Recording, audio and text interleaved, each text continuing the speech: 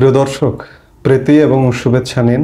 সাজ্জাদ কাদির এই মুহূর্তে আপনাদের সামনে কথা বলতে এসেছি। 3 সেনাপ্রধান এবং রাজনীতিবিদদের উপস্থিতিতে নতুন সংগঠনের আত্মপ্রকাশ। এই সংগঠন আবার কি করবে, এই প্রসঙ্গটি নিয়ে আপনাদের সামনে কথা বলবো। রোববার রাতে ঢাকার রেডিসন ব্লু ওয়াটার গার্ডেন হোটেলে একটি নতুন সংগঠনের আত্মপ্রকাশ হয়েছে। সেই প্রসঙ্গটি নিয়েই কথা বলবো, কিন্তু তার আগে আমরা দেখে নেই যে বিগত মাত্র 6 মাসে রাজনৈতিক দলের উৎপাদনের একটা উর্বর সময় যাচ্ছে। বিগত 6 মাসে 16টি রাজনৈতিক দলের জন্ম হয়েছে। 24-এর অগাস্ট পরবর্তী সময়ে 11টি এবং এই মাত্র 2 মাসে আরও 5টি রাজনৈতিক দলের আত্মপ্রকাশ ঘটেছে। এরই মধ্যে রোববার রাতে আত্মপ্রকাশ ঘটল নতুন একটি, বলা হচ্ছে যে এটি একটি গবেষণা প্রতিষ্ঠান। খবরে যেটি বলা হচ্ছে, দেশে নতুন একটি গবেষণা প্রতিষ্ঠানের আত্মপ্রকাশ ঘটেছে। Foundation for strategic development studies নামে নতুন এই প্রতিষ্ঠানটি রাষ্ট্রের সুশাসন, জাতীয় নিরাপত্তা, উন্নয়ন ও পলিসি কর্মকৌশল নির্ধারণ প্রক্রিয়ায় থিঙ্ক ট্যাঙ্ক হিসেবে গবেষণা কাজ করবে বলে জানানো হয়েছে। প্রতিষ্ঠানটির চেয়ারম্যান সাবেক সেনা কর্মকর্তা মেজর জেনারেল অবসরপ্রাপ্ত ফজলে এলাহি আকবর।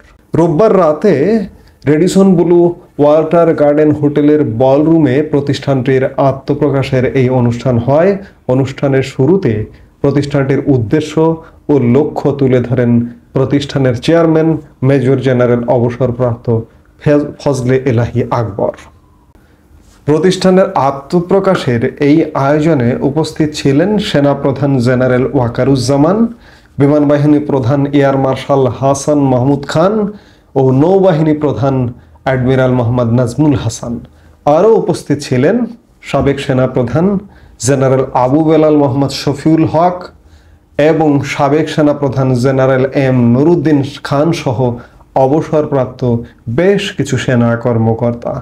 রাজনৈতিক দলগুলোর মধ্যে ছিলেন বিএনপির মহাসচিব মির্জা ফখরুল ইসলাম আলমগীর, স্থায়ী কমিটির সদস্য আব্দুল মঈন খান, আমির খসরু মাহমুদ চৌধুরী, মেজর অবসরপ্রাপ্ত হাফিজ উদ্দিন আহমদ, ভাইস চেয়ারম্যান অবসরপ্রাপ্ত air vice marshal Altaf Hossain Chowdhury, চেয়ারপারসনের উপদেষ্টা কাউন্সিলের সদস্য ইসমাইল হোসেন জবিউল্লাহ, বিএনপির চেয়ারপারসন খালেদা জিয়ার একান্ত সচিব ABM আব্দুস সাত্তার, বিএনপির কেন্দ্রীয় নেতা মাহাদি আমিন, শামা ওবায়দ, মওদুদ হোসেন আলমগীর পাভেল, শায়রুল কবির খান প্রমুখ। এছাড়া উপস্থিত ছিলেন নাগরিক ঐক্যের সভাপতি মাহমুদুর রহমান মান্না, জামাতে ইসলামের নায়েবে আমির সৈয়দ আবদুল্লাহ তাহের, গণসংহতি আন্দোলনের জোনায়েদ সাকি, ন্যাশনাল ডেমোক্রেটিক মুভমেন্টের চেয়ারম্যান ববি হাজ্জাজ, এছাড়াও বেশ কিছু শিক্ষাবিদও উপস্থিত ছিলেন। এখানে বিএনপি, জামাত, ছোট ছোট কিছু রাজনৈতিক দল, শিক্ষাবিদদের উপস্থিতি এবং বেশিরভাগই সামরিক কর্মকর্তাদের উপস্থিতি ছিল এবং এটির নেতৃত্বেও কিন্তু অবসরপ্রাপ্ত সামরিক কর্মকর্তা। আমরা যেমন জানি যে সামরিক কর্মকর্তাদের একটি রাজনৈতিক দলও আসছে, একদিন পরে আসছে সমন্বয়কদের রাজনৈতিক দল। ঠিক সেই মুহূর্তে একটি গবেষণা প্রতিষ্ঠান, বলা হচ্ছে একটি গবেষণা প্রতিষ্ঠানের আত্মপ্রকাশ ঘটল। এই আত্মপ্রকাশ অনুষ্ঠানে বিভিন্ন জন যেমন বক্তব্য দিয়েছেন, তেমনি সেনাপ্রধান জেনারেল ওয়াকারুজ্জামানও বক্তব্য দিয়েছেন। তিনি তার বক্তব্যে এই সংগঠনের পাশে থাকার আশাবাদ ব্যক্ত করেছেন এবং এই সংগঠনের মাধ্যমে এই সংগঠন সরকারের পাশে থাকবে, সরকারকে পরামর্শ দেবে, বুদ্ধি দেবে, এমনটাই বলা হয়েছে অনুষ্ঠানে। আমি আর এক ভিডিওতে দেখলাম।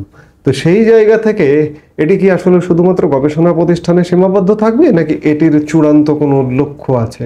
কারণ এখানে বর্তমান এবং সাবেক সেনাবাহিনীর ঊর্ধ্বতন কর্মকর্তাদের একটি জোরালো উপস্থিতি লক্ষ্য করা যাচ্ছে। রাজনৈতিক দলগুলোকে আমন্ত্রণ জানিয়েছে, কিন্তু এটি বলা যায় যে সেনাবাহিনী থেকেই এই প্রতিষ্ঠানটির যাত্রা শুরু অবসরপ্রাপ্ত সেনা কর্মকর্তাদের। বিশেষ করে আমরা বর্তমান সেনাপ্রধান জেনারেল ওয়াকারুজ্জামানের উপস্থিতি দেখতে পেলাম, সাবেক সেনাপ্রধান আবু বেলাল মোহাম্মদ শফিউল হক, যিনি ঢাকা উত্তরের সাবেক মেয়র আনিসুল হকের ভাই, তিনি উপস্থিত ছিলেন জেনারেল নূর উদ্দিন খান। এখন দেখার বিষয় যে সংগঠন, রাজনৈতিক দল উৎপাদনের উর্বর সময়, এই উর্বর সময়ে একটি গবেষণা প্রতিষ্ঠান এলো। এই গবেষণা থেকে যদি রাজনৈতিক কর্মে আসে তাহলে অবাক হওয়ার কিছু থাকবে না। কারণ হচ্ছে যে এই যে ছাত্র সমন্বয়কদের যে রাজনৈতিক দল আসছে, এটিও কিন্তু রাজনৈতিক দল হিসেবে যে আসবে, শুরুতে ছাত্ররা বা সমন্বয়করা এটি কখনোই প্রকাশ করেনি। ঠিক তেমনিভাবে এই সংগঠনটিও গবেষণা প্রতিষ্ঠান হিসেবে যাত্রা শুরু করলো। বলা হচ্ছে যে থিঙ্ক ট্যাঙ্ক, সমাজের, সরকারের, দেশের জন্য থিঙ্ক ট্যাঙ্ক হিসেবে কাজ করবে। থিঙ্ক ট্যাঙ্ক যদি রাজনৈতিক কর্মকাণ্ডেও যুক্ত হয় তাহলে হতেও পারে। এখন দেখার বিষয় সামনে কি ঘটতে যাচ্ছে। এই মুহূর্তে এ পর্যন্তই। সবাই ভালো থাকুন, সুস্থ থাকুন। আমাদের ভিডিওগুলো নিয়মিত পেতে সাবস্ক্রাইব করুন Sajjad Kadir and the legends YouTube channel এবং লাইক, কমেন্ট, শেয়ার করে সাথে থাকুন।